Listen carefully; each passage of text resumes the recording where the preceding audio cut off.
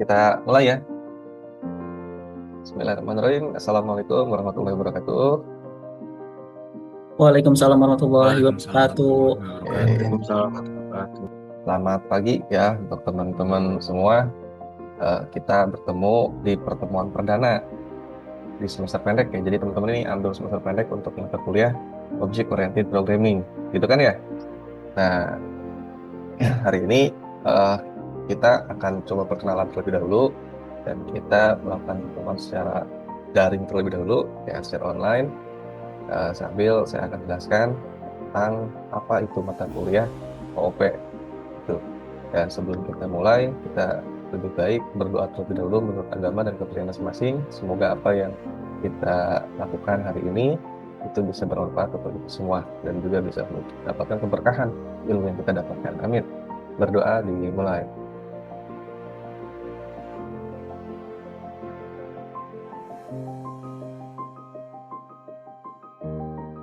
Oke, selesai. Banyak wajah-wajah baru nih yang belum kenal. Nanti saya akan kenalan dulu mungkin ya. Perkenalan terlebih dahulu. Saya siapa gitu, terus teman-teman juga siapa. Soalnya kan kalau misalkan ada peribahasa, kalau nggak kenal nanti nggak bakal sayang kan gitu ya. Oke, sebelumnya perkenalkan ya. Nama saya ini udah ada juga di Zoom tuh. Nama saya Rena Bisparna. Jadi saya insya Allah akan menjadi dosen di mata kuliah Object Oriented Programming. Seperti itu. Kalau saya berasal dari Pandeglang ya, asalnya dari Pandeglang, kemudian gabung di Untirta itu udah dari awal pendirian Prodi Informatika, seperti itu. Nah, jadi silakan teman-teman kalau misalkan punya kesulitan atau ingin diskusikan sesuatu, ya anggap keluarga, jangan anggap orang lain, ya. Seperti itu. Ya, anggap kakak aja, anggap kakak. Soalnya kalau misalkan dari tampang, muka saya sama muka kalian gak beda jauh ya. Bedanya cuma dari jenggot aja nih, punya jenggot nih duluan. Kayak gitu. Oke, coba kita perkenalan dulu ya.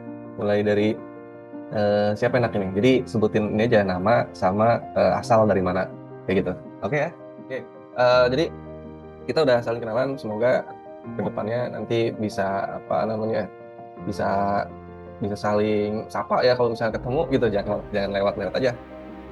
Jadi kita udah satu keluarga di Untirta. Kalau misalnya kalian ketemu saya ketemu kalian juga nanti akan saya sapa juga. Nah, kalau untuk nama mungkin saya agak susah ingat nih, soalnya lumayan banyak nih. Tapi kalau untuk muka, insya Allah udah ada di hati saya semua nih. Ya, gitu. Oke, coba saya akan sharing screen terlebih dahulu agar kita bisa masuk ke materi ya. Nah, minta konfirmasi sharing screen-nya bisa terlihat atau tidak? Terlihat, Pak. Terlihat ya? Lihat Pak. Oke, siap. Nah, ini dia. Jadi kita sekarang uh, belajar mata kuliah pemrograman berorientasi objek atau Object Oriented Programming. Nah, ada yang bilang OOP, ada yang bilang PBO. Kalau PBO bahasa Indonesianya, kalau OOP bahasa Inggrisnya. Ini kode mata kuliahnya YNF 622103. Ini nama saya Rena Sukarnengko. Sekarang hari Kamis ya, 10 Juli 2025. Kalau misalnya teman-teman mau hubungi saya, bisa di sini. Untuk alamat email di royan@interpretasi.id dan untuk di nomor WhatsApp ini bisa di 0896 2447 1940. Nah, ini kontrak perkuliahan. Jadi kita akan sampaikan dulu tentang perkuliahan nanti akan seperti apa berjalan ke depannya. Ya, ini ada beberapa hal yang harus disepakati juga oleh kita semua. Nah, pertama dari penilaian. Nah, di sini ada beberapa komponen yang akan dinilai di mata kuliah OP ini bersama saya. Nah, yang pertama itu ada tugas dan kuis, itu bobotnya sekitar 15%. Kemudian ada praktikum 10%, lalu ada UTS 25%, untuk UAS 5%, project 40%, dan aktivitas partisipatif itu 5%. Nah, jadi kita besar di penilaian project ya. Karena di akhir nanti teman-teman semua itu diharuskan untuk membuat sebuah project sebagai tugas akhir dari mata kuliah AOP. Seperti itu. Dan untuk UAS itu nanti bergabung dengan project. Jadi totalnya itu sekitar 45%. Nah, ini cukup besar. Jadi jangan sampai teman-teman lupa untuk mengerjakan project. Seperti itu. Nah, lalu untuk komponen penilaian ini kira-kira bisa disepakati nggak? Atau misalkan ada yang mau digeser-geser lagi gitu. Cuma ini penilaian idealnya sih segini. Disepakati nggak? Atau ada usulan lain dari teman-teman? Silakan.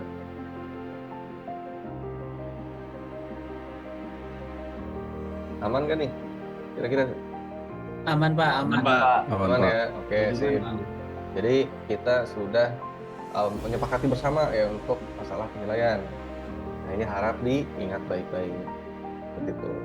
Nah, untuk sistem dan juga metode pembelajaran yang akan kita lakukan, nah ini ada metode sinkronus dan juga sinkronus ya. Jadi dalam artian untuk secara sinkronusnya kita langsung bertemu, diskusi, ya baik itu secara tatap muka ataupun secara tatap maya, ya baik itu daring maupun luring, baik itu online maupun offline, kan seperti itu. Nah, untuk asinkronusnya, nanti teman-teman bisa lewat LMS pembelajaran, di situ ada di Spada ya. Nanti untuk tugas-tugas dan juga ada kolom diskusi di sana, ataupun juga bisa kita melalui grup WhatsApp. Nanti tolong dibuatkan grup WhatsApp untuk MKOP ini. Untuk ketua kelasnya kira-kira siapa nih? Rizky aja ya?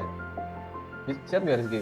Siap Pak, boleh Pak. Oke, siap. Nanti Rizky tolong dibuatkan grup untuk grup WhatsApp ya untuk mata kuliah OP di semester pendek ini untuk kebutuhan diskusi kita lebih lanjut seperti itu.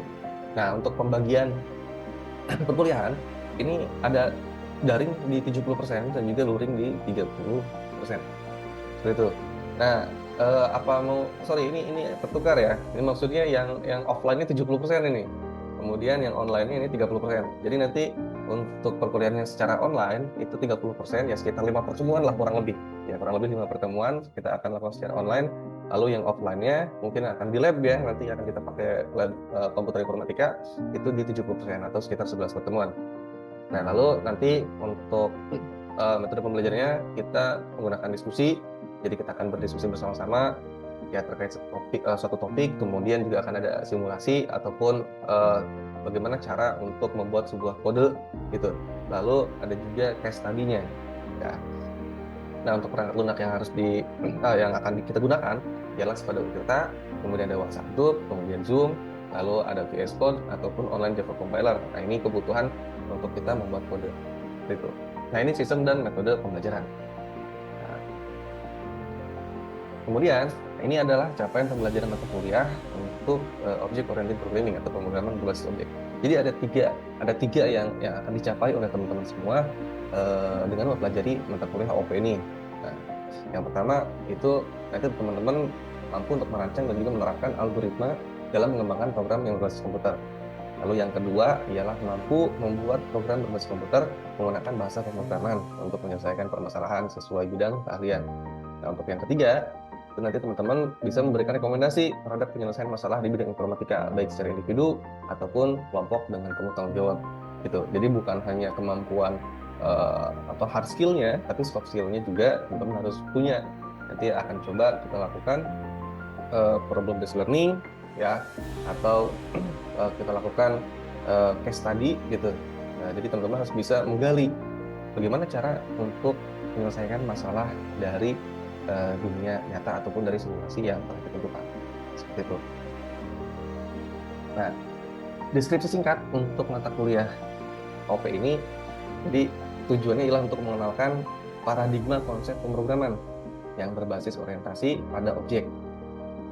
Untuk apa? Untuk membuat coding program menggunakan bahasa Java. Nah, ini ya bisa kita garis bawahi ya. Di sini ada bahasa Java. Nah, jadi itu maksudnya bukan bahasa Java-nya Jawa ya, bukan, tapi bahasa pemrograman ini. Itu kan bahasa pemrograman banyak ya, dan saya yakin teman-teman pasti sudah pernah mempelajari bahasa pemrograman lain di semester awal. Bahasa C++, ya bahasa C, terus bahasa apa lagi kira-kira? Python udah belum Python? Udah Pak, Python Pak. Python juga udah. Nah, sekarang kita pakai Java. Kalau Java belum ya? Belum Pak. Jadi untuk OOP ini kita menggunakan bahasa pemrograman Java. Gitu. Jadi untuk mengimplementasikan algoritma kita menggunakan Java. Nah, teman-teman juga kan udah pernah belajar algoritma pemrograman. Nah, jadi yang disebut dengan pemrograman itu dia ada dua konsep ya, dua konsep paradigma. Yang pertama ada procedural programming, yang kedua ada object oriented programming. Gitu. Jadi ada pemrograman yang berbasis pada prosedural dan ada juga pemrograman yang berbasis kepada object oriented. Nah, untuk yang PBO ini kalian akan mempelajari seperti apa sih konsep pemrograman yang berorientasi pada objek gitu. Nah, jadi harapannya untuk kedepannya nanti teman-teman semua bisa lebih siap untuk mengikuti praktikum yang berhubungan dengan pemrograman yang menggunakan konsep OP. Contohnya apa? Nah, nanti teman-teman akan akan mendapatkan mata kuliah namanya itu mata kuliah pemrograman mobile. Nah, di mata kuliah pemrograman mobile itu dia berorientasi objek. Jadi teman-teman harus memahami terlebih dulu konsep dari OOP itu seperti apa. Kalau misalkan di sini teman-teman gagal untuk memahami konsep OOP, nanti akan kesulitan pada saat mengambil mata kuliah mobile programming ataupun mata kuliah lain yang berhubungan dengan konsep pemrograman OOP. Seperti itu.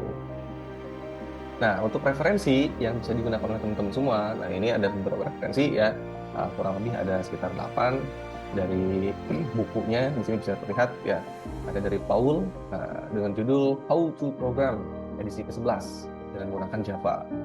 Nah, lalu untuk yang pendukungnya, nah di sini ada di Java tutorial untuk tutorials point. Nanti teman-teman bisa buka www.tutorialspoint.com ya, atau bisa juga di webnya Wetri Schools. Jadi teman-teman bisa akses di www.wetrischools.com/java seperti itu. Nah, di dalam Java tutorial ini sudah sangat lengkap sekali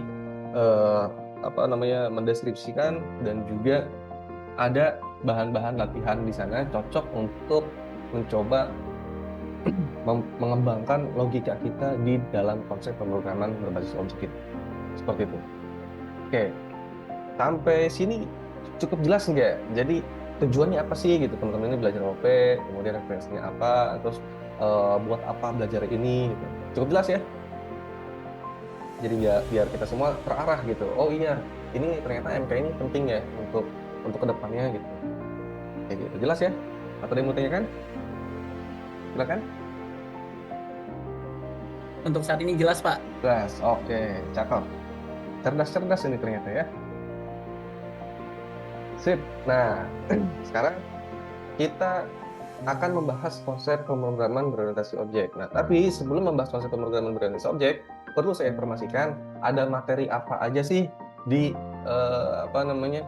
pemrograman berorientasi objek. Jadi selama 1 semester ke depan, nanti kita akan mempelajari materi-materi ya yang sudah saya siapkan di sini. Nah, ini teman-teman bisa lihat ya di RPS-nya. Di sini ada materi yaitu terkait dengan konsep pemrograman berorientasi objek. Nah, ini. Ya, lalu yang kedua itu tentang kelas dan juga objek Java. Lalu tentang abstrak data tipe pada Java. Kemudian encapsulation, ada class diagram, lalu inheritance dan polymorphism, lalu ada interface dan juga abstrak class, lalu ada static dan final method dan variables, lalu yang terakhir adalah exception handling dan juga multi-threading. Nah, ini bahan kajian yang nanti akan kita gunakan selama proses perkuliahan PBO. Seperti itu. Nah, ini bisa dilihat ya. Ada materi-materinya minggu 1 dan minggu kedua. Ini untuk topik yang akan kita bahas adalah tentang konsep dasar OP. Nanti indikatornya teman-teman bisa menjelaskan apa itu konsep dasar OP, terus perbedaan dari prosedural dan juga OP, lalu instalasi dan juga setup lingkungan untuk pemrograman di OP. Nah, ini kriterianya nanti teman-teman bisa menjelaskan tujuan dan juga dasar dari OP. Seperti itu. Nah, ini list-list materi yang nanti akan kita sampaikan ya, akan kita diskusikan selama 1 semester ini. Nah, di sini nanti teman-teman juga bisa untuk membuat kelas dan juga objek, kemudian memahami konsep enkapsulasi, memahami konsep pewarisan, lalu ada juga konsep polymorphism, kemudian ada abstraksi dan juga interface, kemudian menerapkan desain pattern ke dalam OOP, dan yang terakhir itu adalah teman-teman nanti akan mengembangkan aplikasi berbasis OOP. Nah, ini yang akan dijadikan sebagai project seperti itu. Sekarang kita masuk ke dalam konsep pemrograman berorientasi objek. Ya, jadi teman-teman nanti diharapkan bisa memahami konsep dasar OOP ini dengan kriterianya itu adalah teman-teman nanti bisa menjelaskan tujuan dan dasar dari OOP. Nah, tujuannya ini ada 3. Yang pertama, ya teman-teman jelas harus bisa memahami konsep dari OOP itu sendiri. Kemudian yang kedua, yaitu teman-teman bisa membedakan yang mana prosedural dan yang mana OOP. Nah, yang ketiga, itu teman-teman bisa melakukan instalasi dan juga setup lingkungan program. Nah, bisa dengan editor VS Code ya, dan juga Java-nya untuk instalasi. Nah, ini editor VS Code ini menjadi editor terfavorit ya, ide favorit untuk sejuta umat programmer ini. Kayak yakin teman-teman juga pakainya VS Code ya? Ya enggak? Iya, Iya, Pak. Pak. Ya, Pak. Nah, itu. Jadi cukup dengan satu IDE, VS Code itu bisa kita gunakan untuk berbagai macam bahasa pemrograman dan juga framework-framework yang ada gitu. Nah, kita mulai. Jadi apa sih OOP itu? Gitu ya. Apa itu OOP? Jadi OOP ataupun PBO, ya pemrograman berbasis objek atau Object Oriented Programming adalah paradigma pemrograman yang memodelkan program sebagai kumpulan objek yang saling berinteraksi. Nah, setiap objek itu mewakili entitas di dunia nyata atau abstrak dan memiliki atribut atau data atau bisa juga disebut properti serta metode ya. Nah, atau juga bisa disebut sebagai behavior ataupun perilaku ataupun fungsi ya, function gitu. Nah, jadi dengan kata lain, OOP itu meniru cara manusia memandang dunia nyata. Nah, jadi dunia ini kan terdiri dari objek-objek yang memiliki karakteristik. Nah, karakteristik itu atribut-atributnya dan juga kemampuan bertindak ataupun metode atau behaviornya. Seperti itu. Nah, sebentar, saya buka notepad terlebih dulu. Nah, ini. Jadi perbedaannya gini, ya. Tadi ada beberapa poin kunci yang bisa kita tangkap di sini tentang OOP. Jadi OOP ini dia kan berbasis objek ya, orientasinya terhadap objek. Nah, dan objek ini dia akan memiliki atau mempunyai atribut. Nah, atribut ini bisa disebut juga sebagai sebuah properti ataupun data ya atau field. Nah, ini banyak sebutan. Yang kedua, itu dia mempunyai metode ya atau behavior. Bahasa kerennya behavior ya, behavior. Atau fungsi, ya, function gitu loh. Nah, kalau misalkan di dalam yang prosedural, si atribut ini disebut sebagai sebuah variabel gitu loh. Dan dia mempunyai fungsi. Ya, untuk metodenya itu function atau prosedur. Nah, ini bedanya ya. Beda dari istilah nama gitu. Nah, terus dia memiliki keterkaitan antar objek yang saling berinteraksi. Nah, maksudnya seperti apa? Nanti akan saya jelaskan lebih lanjut di slide berikutnya. Nah, kenapa sih kita harus belajar OOP? Nah, kenapa? Karena dunia software itu makin kompleks. Jadi kita butuh cara yang lebih modular dan juga reusable, mudah dikembangkan, dan juga lebih dekat dengan model dunia nyata. Nah, kenapa bisa seperti itu? Alasannya harus kita buat menjadi modular. Jadi modular itu kita memecah bagian-bagian kode menjadi lebih kecil. Jadi kita bikin parsial, ya, gitu. Misalkan kita mau membuat sebuah game sepak bola, nah kita bikin tuh bolanya kita bikin, ya. Jadi kode tersendiri. Lapangannya kita bikin, jadi kode tersendiri, gitu. Penontonnya kita bikin, pemainnya kita bikin dari kode tersendiri, seperti itu. Jadi kita pecah-pecah, gitu loh. Kita pisahkan mana objek ini, mana objek ini, mana objek ini. Jadi enggak satu kesatuan yang apa namanya yang kompleks gitu, enggak. Jadi kita pecah-pecah agar lebih gampang untuk kita maintain, dan juga keuntungannya OP itu dia reusable atau dapat digunakan ulang gitu. Jadi kalau misalkan di yang prosedural itu kalau misalkan mau digunakan ulang itu kita copy paste, tapi kalau misalkan di OP itu tidak copy paste. Jadi ada yang namanya konsep inheritance ataupun polymorphism gitu. Jadi kita bisa gunakan ulang si kode ini. Ya, dan juga dia lebih mudah untuk dikembangkan atau scalable karena ya modular tadi. Jadi gampang untuk baca kodenya juga. Gitu. Nah, di sini ada hubungan antar interaksi objek. Ya. Jadi object oriented programming itu dia memiliki keterkaitan ataupun hubungan antar interaksi objek, dan juga nggak ada urutan yang ditentukan. Beda seperti yang prosedural. Prosedural itu kan dia mempunyai urutan, ya, mempunyai urutan. Jadi tidak seperti yang OP gitu. Kalau prosedural, yang namanya prosedural kan dia berbasis prosedur kan. Jadi step by stepnya jelas. Yang pertama sini, kemudian ke sini, kemudian ke sini, kemudian ke sini gitu. Nah, tapi kalau OP enggak, bisa aja objek yang ini berinteraksi dengan objek yang ini, objek yang ini berinteraksi dengan objek yang ini, tapi objek yang ini tidak berinteraksi dengan yang ini gitu. Ya. Jadi apa namanya bisa bebas untuk yang OP ini. Gitu. Nah, di sini ada 4 pilar utama dalam OOP. Ada encapsulation, ada inheritance, ada polymorphism, dan juga ada abstraction. Nah, encapsulation ini dia proses untuk membungkus data dan juga fungsi menjadi satu kesatuan dalam objek, sehingga melindungi data dari akses langsung luar. Nah, ini jadi kasarnya itu kita ngebungkus si variabel itu biar nggak telanjang gitu loh isinya, biar nggak ketahuan sama objek lain. Nah, itu dibungkus, namanya encapsulation. Misalkan kita punya satu buah atribut namanya itu nilai, ya, atribut nilai. Nah, atribut nilai ini hanya bisa dibaca, tidak bisa ditulis oleh objek lain. Nah, itu bisa kita lindungi dengan menggunakan encapsulation gitu.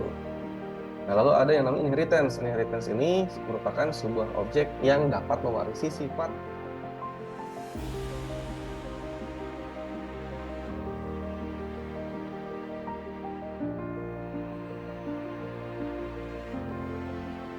Kalau kita ngomongin secara teknis, nah gimana sih cara untuk mempersiapkan tool ataupun setup lingkungan pemrograman? Ya sih, pertama kita harus butuh yang namanya Java JDK atau Java Development Kit. Nah, ini untuk mengcompile si Java-nya. Terus yang kedua itu adalah VS Code, ya dengan extension Java Pack. Nah, terus yang ketiga yaitu adalah terminal, ya atau command prompt bisa pakai PowerShell ataupun juga pakai Bash. Nah, langkah-langkahnya pertama instalasi JDK, ya kalian bisa download di sini linknya. Nah, kemudian pastikan Java-nya itu sudah masuk dengan mengetik Java spasi min version ataupun Java C spasi min version di terminal kalian. Kalau misalkan muncul versinya berarti sudah sukses terinstall JDK-nya. Lalu yang kedua adalah menginstal VS Code-nya. Nah, kalau saya yakin kalian semua udah pada install nih. Nah, terus jangan lupa extension-nya kalian download Java Extension Pack. Nah, ini udah paket lengkap. Extension yang berkaitan dengan Java itu sudah masuk semua. Nah, kemudian setup project Java-nya ini gampang banget kalau misalkan di VS Code-nya. Nah, ini contoh bikin program pertama Hello World nih. Nah, di sini ada public class Hello World, kemudian public static void main, lalu ada system titik out titik printline Hello World. Ini adalah bahasa pemrograman Java pertama saya. Nah, ini kalian jangan usah bingung, ini tuh apa sih public static void main? Ini apa maksudnya? Nah, nggak usah bingung dulu ke sana. Nanti akan dijelaskan berdasarkan seiring dengan berjalannya waktu. Ya. Dan nanti juga kalian akan paham. Gitu. Sekarang kita lihat dulu strukturnya seperti apa. Nah, untuk menjalankannya menggunakan perintah seperti ini. Atau di IDE VS Code itu tinggal klik kanan, kemudian tugas nanti untuk teman-teman semua yaitu adalah untuk membuat rangkuman sekitar 1-2 halaman tentang apa? Tentang penjelasan OP, kemudian 4 pilar OP dan juga perbedaan prosedural dengan OP. Nah, lalu kalian coba bikin satu buah project menggunakan Java tadi, ya bikin Hello World. Jadi kalian nanti screenshot program Hello World-nya yang dijalankan di terminal. Nah, lalu kalian upload ya rangkuman dan juga screenshot Hello World tadi di Spada. Sebelum tenggat waktu. Kapan tenggat waktunya? Yaitu adalah sebelum pertemuan yang berikutnya. Nah, untuk rubrik penilaiannya nih. Jadi kalau misalkan kalian dapat skor 4 nih, ya. Kalau apa? Kalau misalkan untuk di pemahaman konsep OP itu menjelaskan lengkap dengan contoh relevan dan juga bahasa yang sendiri. Gitu. Skornya kalau misalkan dapat 3, kalau misalkan menjelaskan lengkap tapi belum ada contoh. Gitu. Dan kemudian skor 2 kalau misalnya menjelaskan sebagian, misalnya hanya definisi. Skor 1 itu tidak dapat menjelaskan dengan tepat. Jadi kan kalian harus bikin rangkuman nih, ya rangkuman 1-2 halaman. Nah, rangkumannya itu nanti harus mencakup ini, ada pemahaman OOP-nya, perbedaan paradigmanya, lalu instalasi setup-nya, dan juga lengkapnya rangkumannya gitu. Setelah kedisiplinan, sampai kedisiplinan ini nanti dicek ya, dinilai tepat waktu nggak mengumpulkan tugasnya gitu. Nah, ini skor-skornya. Nah, ini ada quotes, everybody in this country should learn to program a computer because it teach you how to think. Nah, maksudnya adalah, jadi semua orang itu baiknya belajar tentang pemrograman, ya, belajar ngoding gitu, karena coding itu bisa mengajari kita bagaimana cara kita berpikir menggunakan logic seperti itu. Nanti materinya akan saya share ke Rizky, biar Rizky nanti saya share ke teman-teman. Nah, untuk selanjutnya kita bisa diskusi lewat grup kelas ataupun di LMS. Cukup jelas ya? Iya Pak, grup kelas sudah saya bikin Pak tadi. Oke, siap. Cakep. Terima kasih banyak Rizky untuk gerceknya ya, gercek gitu. Oke, sebelum ditutup ada yang mau ditanyakan? Tidak ada? Aman ya? Aman, Pak. Oke, baik. Nanti kita lanjut lagi pertemuan berikutnya dengan mendetailkan pembahasan yang tadi. Ya, berikut dengan contohnya seperti apa. Nanti akan kita coba praktekkan di lab, insya Allah. Seperti itu ya. Baik, kita akhiri pertemuan hari ini dengan mengucapkan alhamdulillah. Sama-sama, alhamdulillahirrahmanirrahim. Terima kasih untuk partisipasi dari teman-teman semua. Saya akhiri, berita berbeda. Assalamualaikum warahmatullahi wabarakatuh. Waalaikumsalam warahmatullahi wabarakatuh. Terima Terima kasih, kasih. Pak. Saya izin pamit Terima kasih, ya. Pak. Ya, Ya, Pak.